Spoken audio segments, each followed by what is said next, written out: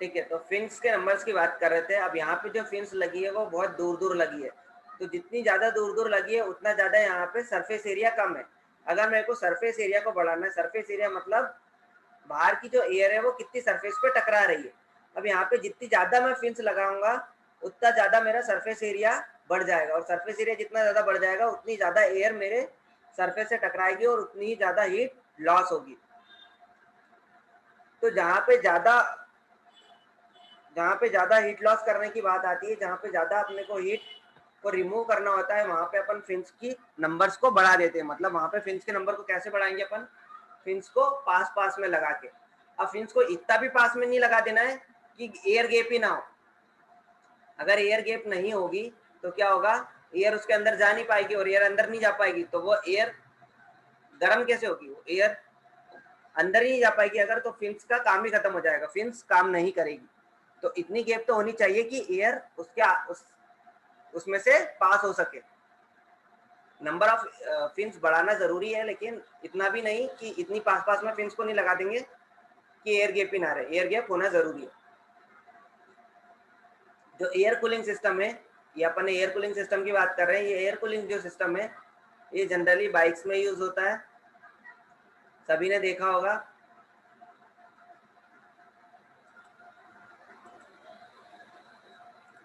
आगे चलते हैं। अब इसके कुछ एडवांटेजेस हैं और डिसएडवांटेजेस हैं एयर कूलिंग सिस्टम के।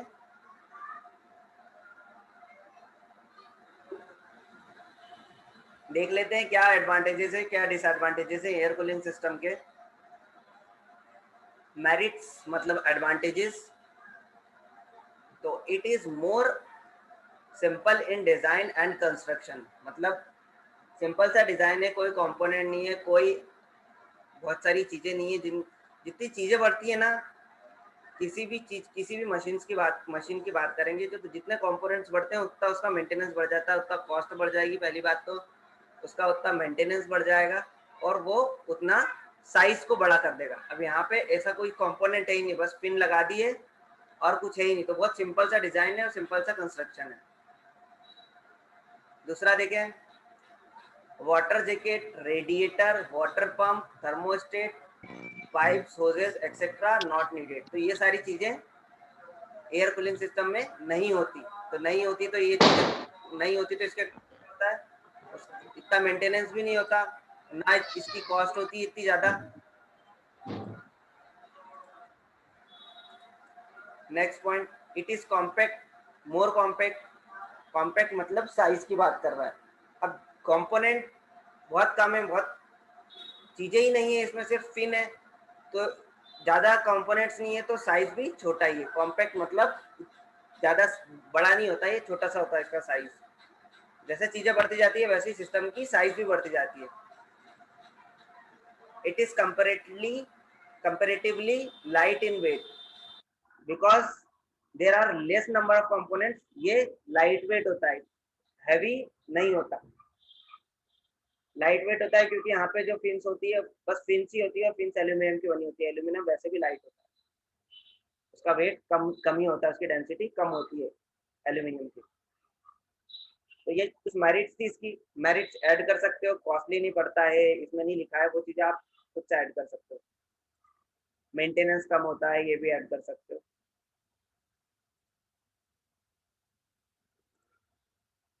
डीमेरिट्स देख लेते हैं। There is uneven cooling of engine parts. Uneven cooling of engine parts मतलब जो कूलिंग है इसका वो इवन नहीं है, मतलब वो हर सिचुएशन में सेम नहीं रहता। हर सिचुएशन में सेम क्यों नहीं रहता है एयर कूलिंग सिस्टम का कूलिंग रेट? क्योंकि ये डिपेंड करता है किस चीज पे? एनवायरमेंट की कंडीशन पे। एनवायरमेंट की कंडीशन क्या है? क्योंकि यहाँ पे जो मीडियम यूज कर रहे हैं वो क्या है? एयर। तो एयर, जैसी एयर यूज करोगे, जैसी एयर इन्वायरमेंट में प्रेजेंट होगी, उस हिसाब से ये कूलिंग प्रोवाइड कर पाएगा। समझ पा रहे हो? ये इसकी डीमेरिट है। अनइवन कूलिंग मतलब हर समय हर सिचुएशन में एक जैसी कूलिंग नहीं दे पाता ये वाला टाइप का कूलिंग सिस्टम। क्योंकि यहाँ पे कूलिंग मीडियम जो यूज कर रहे हैं, जो जरिया यूज कर रहे हैं वो एयर है। अगर एयर का टेम्परेचर कम हुआ तो कूलिंग सिस्टम अच्छी रहेगी, अगर एयर का टेम्परेचर ज्यादा हुआ, तो जब एयर का खुद का टेम्परेचर ज्यादा है तो इंजन के टेम्परेचर को कैसे कम करेगा ये? हाँ, थोड़ा कम करेगा, थोड़ा कम जरूर करेगा, क्योंकि इंजन का टेम्परेचर जाता है 1600 डिग्री सेल्सियस, जैसा अपन ने देखा। तो 1600 डिग्री एयर का तो नहीं हो सकता, एयर का टेम्परेचर मैक्सिमम हो सकता है 40, 45, 50। तो अगर एयर का टेम्परेचर ज्यादा है तो ये उस सिचुएशन में उतना ज्यादा कूलिंग नहीं कर पाएगा ये। समझ पा रहे हो? ये वाला पॉइंट समझ में आ रहा है, अनइवन कूलिंग वाला? Yes sir. एयर का जैसा टेम्परेचर होगा इस हिसाब से कूलिंग करेगा। मतलब अगर अपन नॉर्मल अपने टेम्परेचर की बात करें, जो नॉर्मल अपने यहाँ पे टेम्परेचर होता है, रूम टेम्परेचर बात करें 20 से लेके 25-26 डिग्री सेल्सियस तक होता है। तो 30 डिग्री की भी बात करें, 30 डिग्री अगर अपने एयर का टेम्परेचर है, तो उस सिचुएशन में ये जो कूलिंग प्रोवाइड करेगा। और अगर गर्मियों की बात करें जहाँ पे 40-45 डिग्री टेम्परेचर है, वहां की बात करें, तो अगर ठंडी एयर मेरे इंजन से टकराएगी तो उसे ज्यादा जल्दी ठंडा करेगी, और अगर गर्म एयर मेरे इंजन से टकराएगी, बार बार गर्म एयर ही टकरा रही है, तो उस रेट से ठंडा नहीं करेगी, मतलब कुछ कम कूलिंग प्रोवाइड करेगी। ये समझ में आ रहा है? ये बोलना चाहता है ये point.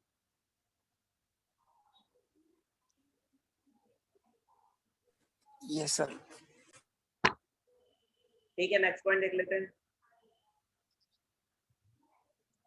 The Okay. Engine temperature is generally high during, एक सेकेंड,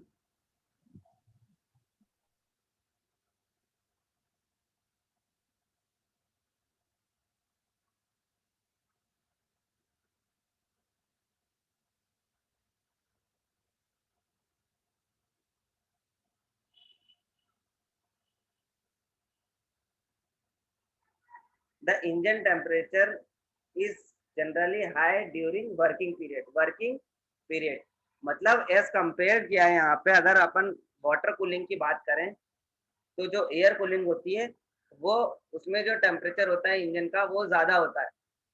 मतलब ये उतना ज्यादा कूल नहीं कर पाता, कूल करता है लेकिन उतना ज्यादा कूल नहीं कर पाता जितना लिक्विड कूलिंग करता है। अब लिक्विड कूलिंग ज्यादा कूलिंग क्यों करता है वो अपन आगे देखेंगे। इसमें बहुत सारे कंपोनेंट्स होते हैं, कूलेंट्स यूज होते हैं, उसका अरेंजमेंट ज्यादा है, उसका मेंटेनेंस ज्यादा है, उसकी कॉस्ट ज्यादा है, तो इतनी सारी चीजें ज्यादा हो रही है, तो वो इससे तो ज्यादा ही कूलिंग करेगा ना, तभी तो इतनी सारी कंपोनेंट्स यूज कर रहा है। अगर इससे कम करता वो, अगर कूलिंग या इसके बराबर कूलिंग करता, तो उसको लगाते ही क्यों, फालतू इतना पैसा वेस्ट कर रहे हैं।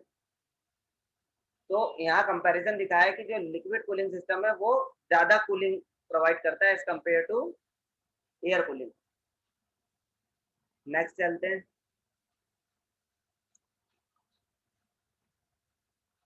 ये लिक्विड कूलिंग सिस्टम है।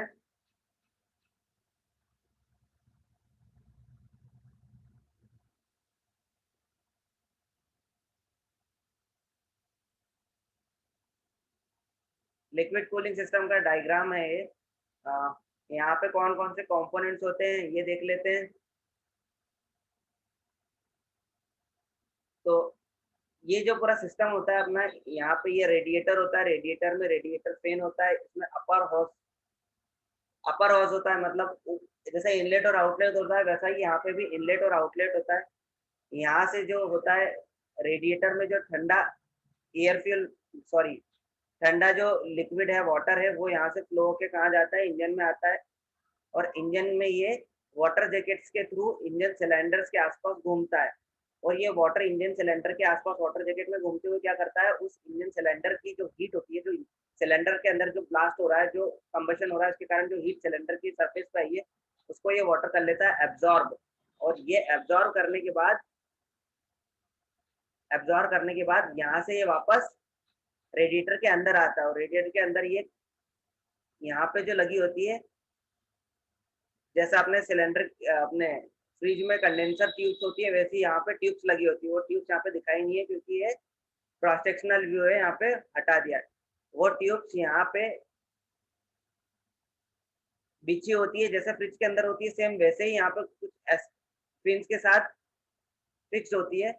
और उस पे पड़ती है आगे से एयर, और ये फैन की एयर। तो उसके कारण क्या होता है, वो जो वाटर के अंदर हॉट, सॉरी, जो ट्यूब्स के अंदर हॉट वाटर भरा हुआ है, वो इस एयर के कारण और इस फैन के कारण जब उस पे दोनों ठंडी उस पर हवा फेंकते हैं तो क्या करते हैं, वो जो हॉट वाटर है वो अपनी हीट किसको दे देता है, इस एयर को दे देता है, और ये एयर चली जाती है एटमॉस्फेयर में, और जो वाटर इन ट्यूब्स में फ्लो कर रहा है वो हो जाता है ठंडा। वो ठंडा होने के बाद यहाँ से फिर से वो इंजन सिलेंडर के अंदर जाएगा, इंजन के अंदर जाएगा और इंजन में वाटर जैकेट में फ्लो करेगा। अब यहाँ पे मेन कंपोनेंट्स कौन कौन से, एक तो होता है रेडिएटर, अपर रेडिएटर हॉर्स और लोअर रेडिएटर हॉर्स बता दिया मैंने, जो ट्यूबिंग होती है जिसमें से इन और आउट होता है वो। यहाँ पे फैन होता है एक, वाटर पंप होता है जो वाटर को सर्कुलेट करता है। ऐसा तो नहीं कि वाटर अपने आप सर्कुलेट होगा, तो वाटर को जो सर्कुलेट करने के लिए यहाँ पे वाटर पंप होता है। उसके बाद अगर अपन देखें तो जो मेन पार्ट है सिर्फ वही देखेंगे अपन, ज्यादा पार्ट्स नहीं देखेंगे। हाँ, यहाँ पे होता है थर्मोस्टेट वाल्व। थर्मोस्टेट वाल्व का काम होता है कि वो जो फ्लो ऑफ वाटर है उसको रेगुलेट करता है, क्योंकि इंजन जब स्टार्ट होता है, जब गाड़ी को स्टार्ट करते हैं तो इंजन स्टार्ट होने के लिए एक रिक्वायर्ड टेम्परेचर होना चाहिए इंजन का। और अगर इंजन स्टार्ट करते से ही अपन ने कूलिंग सिस्टम भी स्टार्ट हो गया, इंजन की स्टार्ट करते से ही मेरा कूलिंग सिस्टम भी स्टार्ट हो गया, तो क्या हो गया, इंजन गर्म ही नहीं हो पाएगा, और इंजन जब तक गर्म नहीं होगा तब तक वो सही से काम नहीं करेगा। तो यहाँ पे इंजन को ये कूलेंट को रेगुलेट करना जरूरी है। कूलेंट का फ्लो थोड़ी देर रोका जाता है जब तक मेरा इंजन एक रिक्वायर्ड टेम्परेचर तक गर्म नहीं हो जाता। गर्म हो गया इंजन, उसके बाद फिर कूलेंट का सर्कुलेशन चालू होता है। तो उसको कंट्रोल कौन करता है, उसको कंट्रोल करता है थर्मोस्टेट वाल्व। अब यहाँ पे एक रिकवरी रिजर्वायर। तो क्या होता है कि जो अपना ये सिस्टम है, इसमें क्या होता है, कूलेंट फ्लो करता है वाटर वाटर के साथ, या सिंगल कूलेंट भी हो सकता है, वाटर के साथ भी हो सकता है, या वाटर की बात कर लो तो एक कूलेंट फ्लो करता है। तो कूलेंट क्या होता है, जैसे टेम्परेचर ज्यादा होता है या टेम्परेचर में कुछ भी वेरिएशन आता है, इंजन में टेम्परेचर बढ़ता है, तो उसके कारण क्या होता है, कूलेंट एक्सपांड होता है, कूलेंट बढ़ता है, कूलेंट फैलता है। और कूलेंट फैलेगा अगर तो क्या होगा, अपने अपन ने पूरा कूलेंट से फिल कर दिया, जितनी भी ट्यूबिंग, जितनी भी यहाँ पे चैनल से, वो अपन ने फिल करके रखा है वाटर से या कूलेंट से। अब अगर कूलेंट फैलता है टेम्परेचर के कारण तो वो जाएगा कहाँ, जगह जगह भी तो होनी चाहिए, तो जगह है नहीं सिस्टम में। और कूलेंट का जैसे टेम्परेचर बढ़ता है तो कूलेंट फैलने लगता है, कूलेंट की वॉल्यूम बढ़ती है, तो वो जो एक्स्ट्रा कूलेंट है वो कहाँ जाता है, यहाँ रिकवरी टैंक में स्टोर हो जाता है।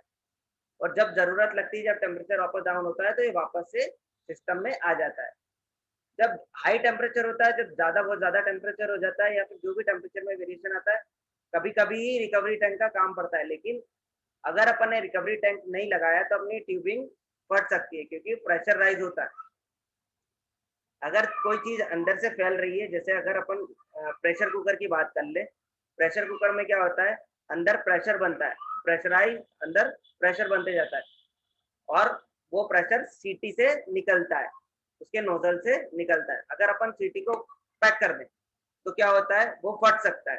तो वैसे ही यहाँ पे वो फट सकता था, इसलिए अपन ने एक रिकवरी टैंक लगाया। अब ये रिकवरी टैंक में ऑपरेट करने के लिए यहाँ पे एक होता है रेडिएटर कैप बोल लो, या इसको प्रेशर कैप बोलते हैं। वो प्रेशर कैप होती है, वो सिर्फ ढक्कन नहीं होता, वो रेडिएटर का सिर्फ ढक्कन नहीं होता, वो होती है प्रेशर कैप। वो रेगुलेट करती है कूलेंट के फ्लो को सिस्टम के अंदर और रिकवरी टैंक में। कब रिकवरी टैंक में जाना है और कब सिस्टम में आना है, इसको कौन मेंटेन करेगा, ये प्रेशर कैप जो रेडिएटर पे लगी होती है। अभी देखेंगे अपन कैसी होती है, कहाँ लगी होती है, ये सब दिखेगी आगे।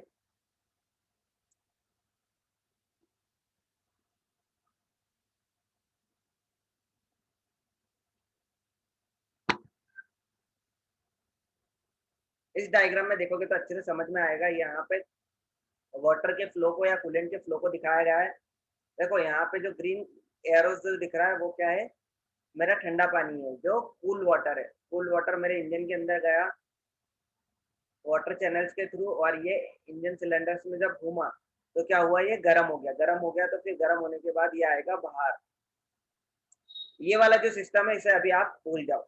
ये जो सिस्टम है, ये ये वाला जो सिस्टम है इसे भूल जाओ, इसे अपन देखेंगे। ये दूसरा सिस्टम है। अभी अपन सिर्फ और सिर्फ इंजन कूलिंग सिस्टम की बात कर रहे हैं, तो ये इंजन कूलिंग सिस्टम की बात, यहाँ तक ये इंजन कूलिंग सिस्टम के लिए। ये अपना रिजर्वायर टैंक है, कूलेंट रिजर्वायर टैंक जिसके मैं बात कर रहा था अभी, प्रेशराइज हो जाता है तो यहाँ पे जाके फिल हो जाता है। ये जो सिस्टम है ये क्या है, जो अपना व्हीकल है उसमें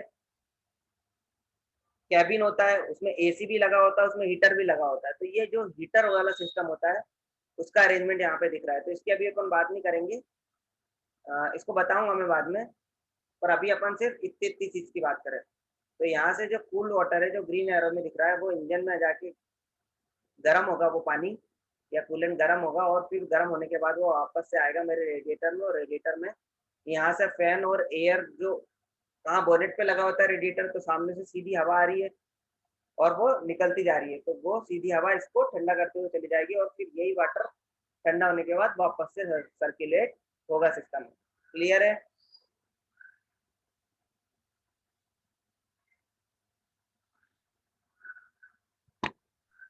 yes sir. ठीक है,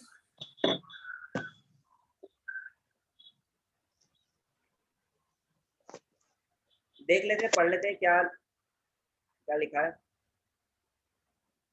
A liquid is circulated around the cylinder and absorb heat from the cylinder walls and cylinder head। तो कहाँ कहाँ से ये हीट को एब्जॉर्ब करता है वो चीज बताइए। Coolant absorb the heat as it passes through the engine, also the lubricates the water pump। तो जो कूलेंट होता है उसका एक काम तो ये होता है कि वो हीट को एब्जॉर्ब कर रहा है, दूसरा वाटर पंप को लुब्रिकेट भी कर रहा है।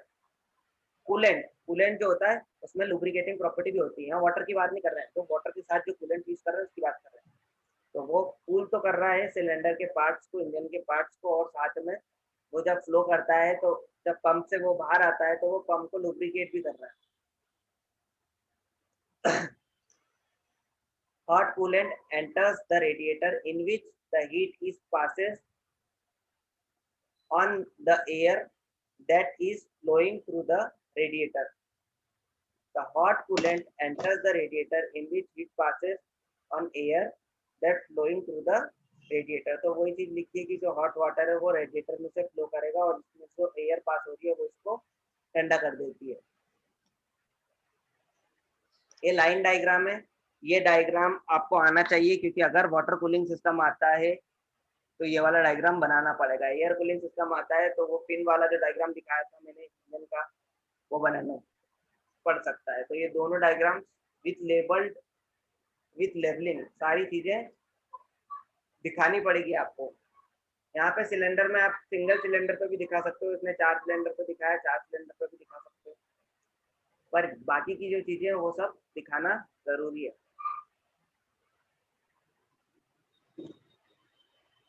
ऐसा मतलब ये सिर्फ लाइन डायग्राम है, ठीक है, अरेंजमेंट पूरा ऐसा नहीं होता, थोड़ा थोड़ा सा कुछ अलग हो सकता है, क्योंकि ये 2D में एक 3D कंपोनेंट को दिखाने की कोशिश करी है। तो देख लेते हैं अपन कैसे क्या होता है सिस्टम। अपन ने देखा था यहाँ पे एक अपर होस्ट था और लोअर होस्ट था। तो जिसमें लोअर होस्ट में क्या होता है, ठंडा वाटर या कूलेंट फिल होता है, जो कि यहाँ से पंप क्या करता है, उसको भेजता है मेरे इंजन के अंदर, और इंजन की सिर्फ वॉल्व्स पे ही है फ्लो करता है, सिलेंडर की वॉल्व्स पे, और क्या होता है, गर्म हो जाता है। ये वाटर जैकेट है पूरा, ये वाटर जैकेट है। तो ये कुछ कुछ भी हो सकता है अरेंजमेंट, पूरा सर्कुलेट होता है वो, और यहाँ पे इससे इसमें फ्लो करने के बाद वो क्या हो जाता है, गर्म गर्म होने के बाद वो यहाँ से निकल के वापस रेडिएटर में जाएगा, वापस रेडिएटर में जाएगा, और रेडिएटर में ये पतली पतली ट्यूब्स में फ्लो करेगा। तो यहाँ से चलता है अपना पंखा, जो कि इधर से इसे ठंडा तो कर ही रहा है, और आगे से आती है एयर, तो वो भी ठंडा करती है। वो ठंडा होने के बाद ये यहाँ पे फिल हो जाता है। अब यहाँ पे अगर अपन पंखे की बात करें, यहाँ पे अपन मोटर की बात करें, तो ये जो फैन है ये बेल्ट के थ्रू अपने क्रैंक शाफ्ट से ही अटैच होता है। यहाँ अपनी कहीं क्रैंक शाफ्ट लगी होगी यहाँ पे, तो बेल्ट के थ्रू ये उस क्रैंक शाफ्ट से अटैच होता है, और ये पंप भी उसी क्रैंकशाफ्ट से अटैच होता है, इनको अलग से कोई पावर नहीं देता इनको, वो अपनी सभी सभी चीजें ये क्रैंक से ही पावर ले रही है बेल्ट के थ्रू और घूम रही है। ये थर्मोस्टेट वाल्व लगा है और ये फिलर कैप लगी है। तो ये एक लेवल डायग्राम है। अब लिक्विड कूलिंग सिस्टम की क्या क्या मेरिट्स होती है और क्या क्या डीमेरिट्स होती है ये बताइए यहाँ पे। तो देख लेते हैं क्या क्या मेरिट्स और डीमेरिट्स होती है। यहाँ पे जो होता है uniform cooling of cylinder, cylinder head and valves. तो यहाँ की अगर बात करें तो यहाँ पे क्या होता है, यूनिफॉर्म कूलिंग होती है। जैसे अपन ने एयर कूलिंग में बात करी थी तो वहां पे क्या हो रहा था कि कूलिंग जो हो रही थी वो नॉन यूनिफॉर्म हो रही थी, हर सिचुएशन में सेम टाइप की कूलिंग नहीं हो रही थी। लेकिन यहाँ पे अगर देखें तो यहाँ पे क्या हो रहा है, हर सिचुएशन में अपना सिस्टम है पूरा, वो पानी घूमेगा, ठंडा होगा, बार बार इंजन को ठंडा कर रहा है। तो वहां पे अपने को एटमोसफेयर से इतना ज्यादा लेना देना नहीं है, एटमोसफेयर से लेना जरूरी है क्योंकि मेन यहाँ पे जो टेम्परेचर का कम हो रहा है वो वाटर से जरूर हो रहा है, लेकिन यहाँ पे भी मीडियम कहीं ना कहीं एयर है कि एयर ही इसको ठंडा कर रही है उस वाटर को भी।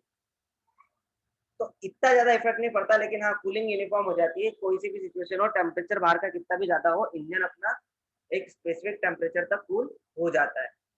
क्लियर है। yes sir, मेरिट्स और डीमेरिट्स की बात कर रहे हैं तो वहां पे सबसे इंपॉर्टेंट पॉइंट यही वाला, अगर ये वाला समझ में आ गया तो बाकी तो कुछ नहीं।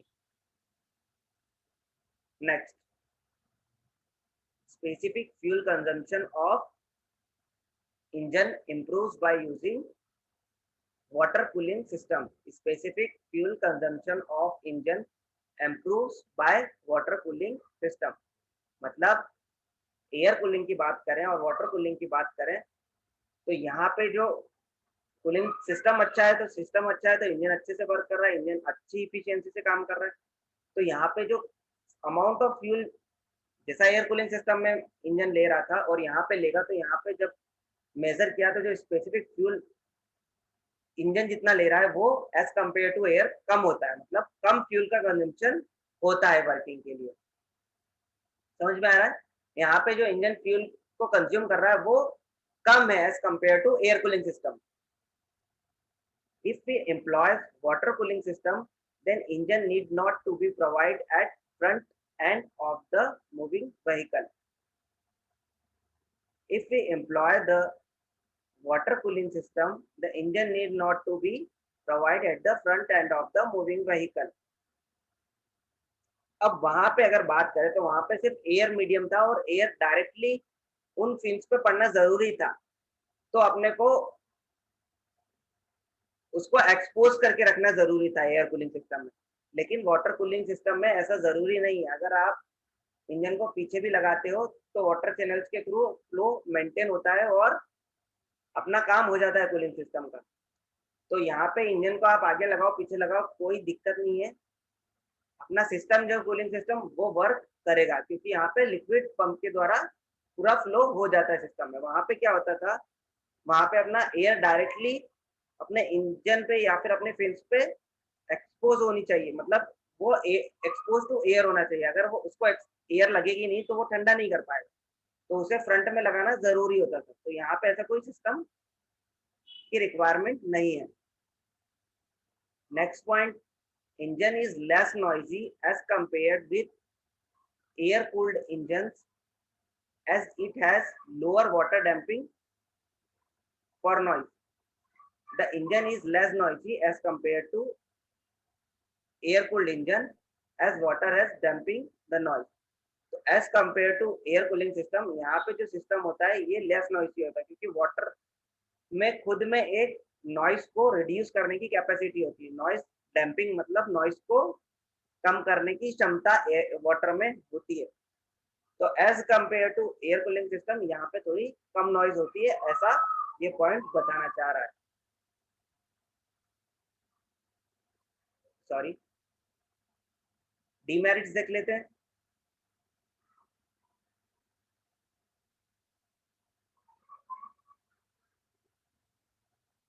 It depends upon the supply of water. तो वाटर की इसका मेन काम जो वाटर कर रहा है, अगर वाटर की सप्लाई बंद हो जाएगी तो वाटर की सप्लाई बंद हो जाएगी तो ये सिस्टम भी काम करना बंद कर देगा, ये सिस्टम भी काम करना बंद कर देगा।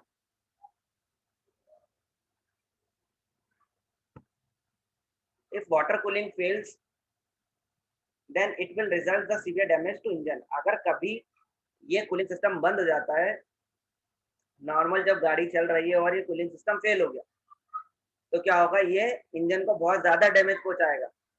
एयर कूलिंग में ऐसा कुछ नहीं है, एयर कूलिंग हमेशा काम करता है, उसमें पार्ट्स ही नहीं है, तो वो कभी बंद होने का कुछ है ही नहीं उसमें।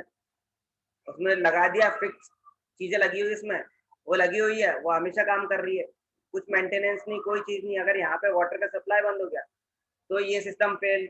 यहाँ पे पंप ने काम करना बंद कर दिया, जो पंप की जो बेल्ट थी वो टूट गई तो ये सिस्टम बंद। रेडिएटर फैन की बेल्ट टूट गई तो रेडिएटर फैन बंद, तो ये सिस्टम बंद। तो अगर ये सिस्टम बंद होता है तो क्या होता है, इंजन में बहुत ज्यादा डैमेज आता है। वहां सिस्टम बंद होगा ही नहीं कभी, क्योंकि एयर, गाड़ी हमेशा चलेगी तो एयर हमेशा टकराएगी। ऐसा तो नहीं है कि हवा चलना बंद हो जाएगी, मतलब हवा एनवायरमेंट से गायब हो जाएगी, हवा तो सिस्टम में है ही ना। तो ये इसके डिसएडवांटेजेस। नेक्स्ट देख लेते हैं, the water cooling system is costlier as it has more number of parts. तो इतने नंबर ऑफ पार्ट्स है तो ये कॉस्टलियर तो होगा ही, और इसका मेंटेनेंस भी ज्यादा होता है, इसका मेंटेनेंस भी बहुत ज्यादा होता है। एयर कूलिंग सिस्टम का कोई मेंटेनेंस नहीं है, इसका मेंटेनेंस होता है। क्लियर है? Yes, sir.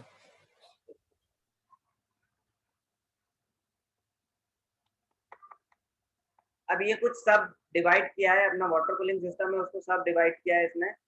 Open jacket system होता है, थर्मोसाइक्लोन कूलिंग सिस्टम होता है, फोर्स सर्कुलेशन सिस्टम होता है। तीन टाइप्स में वाटर कूलिंग सिस्टम को, ये सब डिवीजन है, मतलब सब टाइप्स हैं। तो इतना अपने को अभी डीप में नहीं है, अपने को सिर्फ दो टाइप्स थे, एयर कूलिंग सिस्टम और वाटर कूलिंग सिस्टम।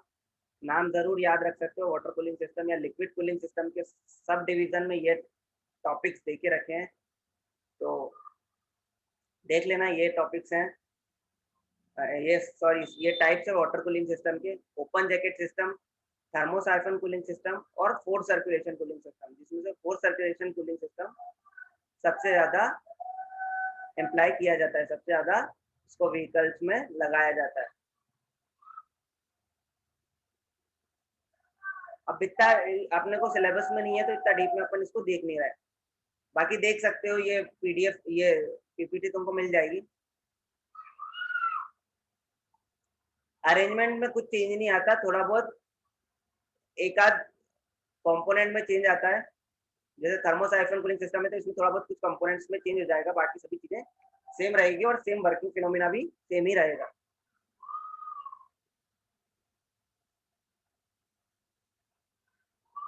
अब लिक्विड कूलिंग सिस्टम के कौन कौन से कंपोनेंट्स होते हैं वो देख रहे हैं। लिक्विड कूलिंग सिस्टम में कंपोनेंट्स कौन कौन से प्रेजेंट होते हैं वो देखना है अपने को। तो कौन कौन से कंपोनेंट्स होते हैं, तो वाटर पंप होता है। वाटर पंप का काम क्या होता है,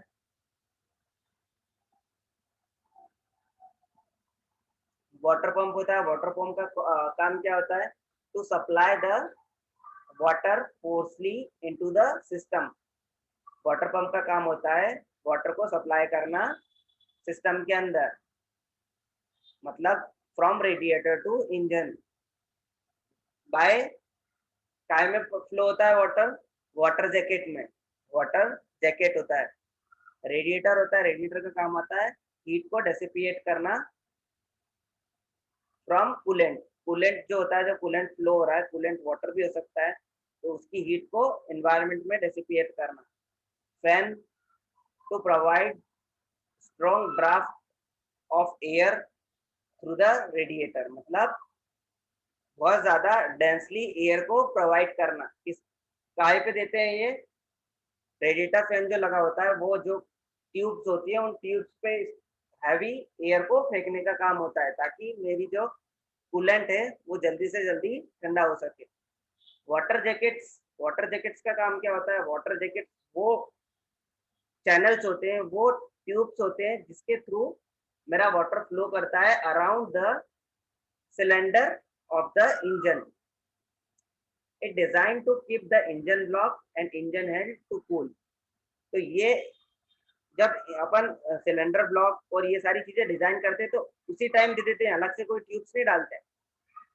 जब अपन इंजन ब्लॉक को डिजाइन करते हैं तो उसी में चैनल्स प्रोवाइड कर देते हैं, उसी टाइम जब इसकी कास्टिंग होती है उसी टाइम वो चैनल्स में बना दिए जाते हैं वाटर के फ्लो होने के लिए।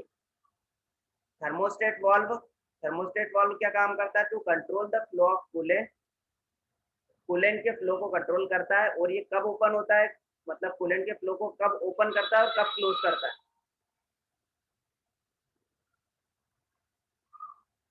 नॉर्मली क्लोज ही होता है, लेकिन जब इंजन का टेम्परेचर 70 से 80 डिग्री के आसपास होता है या 75 से 90 डिग्री के आसपास होता है, ये एक एवरेज टेम्परेचर है। ये डिपेंड करता है, जो मैन्युफैक्चरर है वो डिसाइड करता है कि कितने टेम्परेचर पे उसको ओपन और क्लोज करना है। तो अगर मेरे इंजन का टेम्परेचर 70 से 82 डिग्री लिखा है लेकिन 90 तक भी होता है, अगर 70 से 90 डिग्री के आसपास पहुंचता है तो ये क्या करेगा, थर्मोस्टेट वाल्व क्या काम करेगा, कूलेंट के फ्लो को स्टार्ट कर देगा।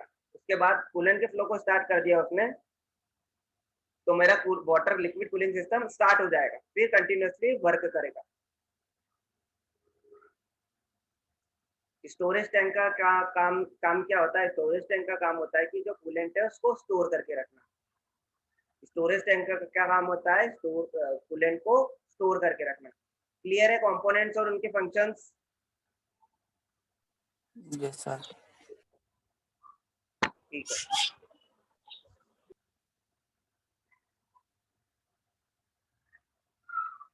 ये रेडिएटर है, रेडिएटर कुछ ऐसा दिखता है।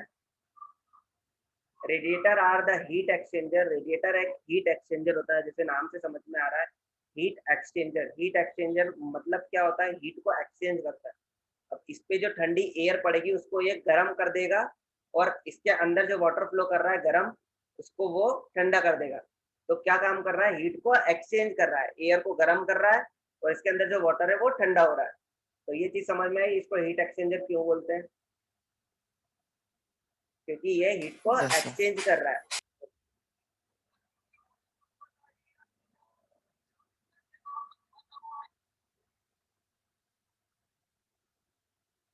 यूज टू, अब पढ़ लेते हैं इसको क्या लिखा है।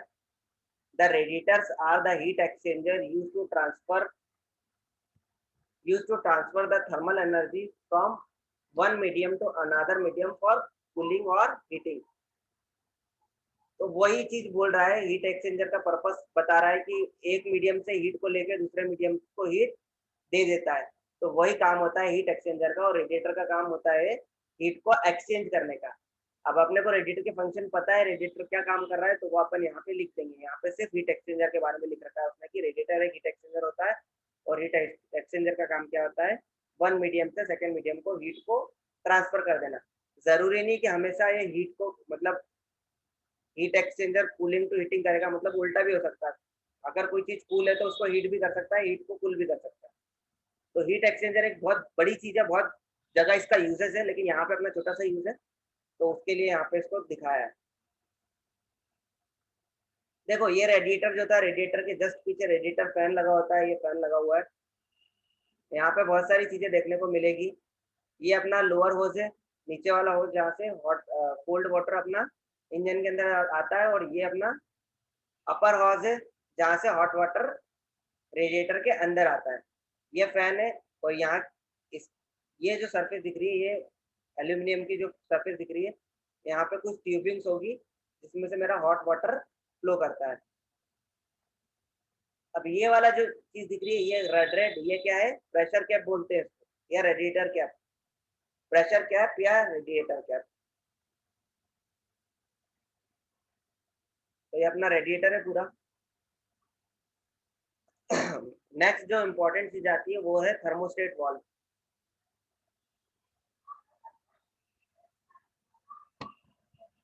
थर्मोस्टेट वाल्व कुछ ऐसा दिखता है, एक स्प्रिंग का अरेंजमेंट होता है, यहाँ पे स्प्रिंग लगी होती है, थर्मोस्टेट वाल्व है। कैसे क्लोज और ओपन होता है ये अभी मैं एनिमेशन है कि एनिमेटेड वीडियो दिखाऊंगा, उसमें समझ में आ जाएगा, सारी चीजें अच्छे से क्लियर हो जाएगी। क्या काम होता है ये देख लेते हैं। Its job is to block the flow of coolant to the radiator until the engine warmed up. तो इसका काम क्या होता है कि कूलेंट के फ्लो को रोक के रखता है। कब तक?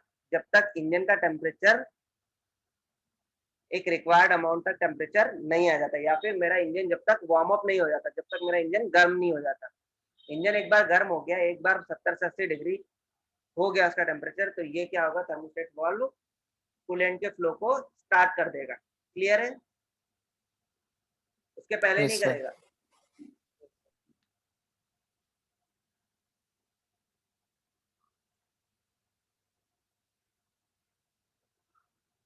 व्हेन इंजन इज कूल्ड, जब इंजन अपना स्टार्ट कर रहे हैं, मतलब अभी इंजन अपना स्टार्ट नहीं है, अभी स्टार्ट कर रहे हैं, तो उस टाइम क्या है, अभी इंजन मेरा ठंडा है, तो इंजन ठंडा है तो क्या है, थर्मोस्टेट वाल्व क्लोज है। कैसा है? क्लोज। और ये वो वाला डायग्राम है जब मेरा थर्मोस्टेट वाल्व ओपन हुआ है। देखते हैं अंतर कहाँ दिखा रहा है, अंतर दिखा रहा है कि नहीं दिखा रहा है। देखो यहाँ पे देखो, ये वाला जो जो लाइन बता रहा हूँ उसकी बात कर रहे हैं। दिख रहा है ये वाला लाइन? ये अभी क्लोज है, तो यहाँ पे से फ्लो yes sir, नहीं हो सकता। जब इंजन वार्म अप हो जाएगा तो ये जो ग्रीन है, ग्रीन जो पार्ट दिख रहा है ये नीचे हो जाएगा और यहाँ से फ्लो स्टार्ट हो जाएगा। जब ऊपर होगा तब फ्लो बंद रहेगा। अभी एनिमेशन देखेंगे अपन, उसमें पूरा क्लियर हो जाएगा। यहाँ पे ठीक से टूटिंग में समझ में नहीं आ रहा।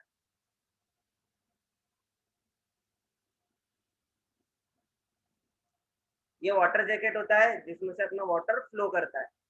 तो वाटर जैकेट क्या होता है, जब अपन सिलेंडर ब्लॉक या सिलेंडर ब्लॉक को डिजाइन करते हैं, तब उसमें एक ग्रूव छोड़ देते हैं। ग्रूव मतलब छोटी सी लाइनिंग पहले ही छोड़ देंगे कि उसके अंदर वाटर को फ्लो करने के लिए अपन उसके अंदर ग्रूव पहले ही बना के रखते हैं, और उसी में कुछ अलग से कुछ ट्यूबिंग नहीं डालते हैं। ये सिलेंडर ब्लॉक है अपना, उसी में देखो इन्होंने जगह छोड़ रखी है। सेक्शनल व्यू है तो ऐसा दिख रहा है। बाकी ये एक जैसे गुफा होती है ना, अपन जमीन के नीचे कैसे टनल बना देते हैं, वैसे ही इसमें टनल्स बनी होती है और वो टनल्स में वाटर घूमता है। पढ़ लेते हैं क्या बोल रहा है ये। Cooling water jackets are provided around the cylinder. The cylinder had valve, seat, and any hot part which are to be cooled. The heat generated in the cylinder is conducted to the water jacket. तो जहाँ भी heat generate होती है वहां तक ये channels बनाए जाते हैं, ये वाटर जैकेट बनाए जाते हैं। और इनका काम क्या होता है, जो भी हीट सिलेंडर के अंदर जनरेट हो रही है उसको कंडक्ट करना। जनरली कंडक्ट करना नहीं, यहाँ पे जो हीट को लेने का जो मीडियम होता है, जो हीट को ट्रांसफर करने का जो मीडियम होता है वो कन्वेक्शन होता है, लेकिन हीट को लेने के लिए यहाँ पे कंडक्टेड लिखा है। अब कंडक्शन कन्वेक्शन क्या होता है ये अपन देख लेंगे। जस्ट 1 मिनट बचा है, 1 मिनट इस डायग्राम को देखो तुम। 1 मिनट बाद नेक्स्ट मीटिंग चालू होगी अपनी, उसमें मैं तुम्हें बताता हूँ कि हीट ट्रांसफर के कौन कौन से मीडियम होते हैं और कौन कौन से मीडियम में क्या क्या डिफरेंस है। मैंने बताया भी एक बार, कंडक्शन, कन्वेक्शन, रेडिएशन, 3 टाइप का हीट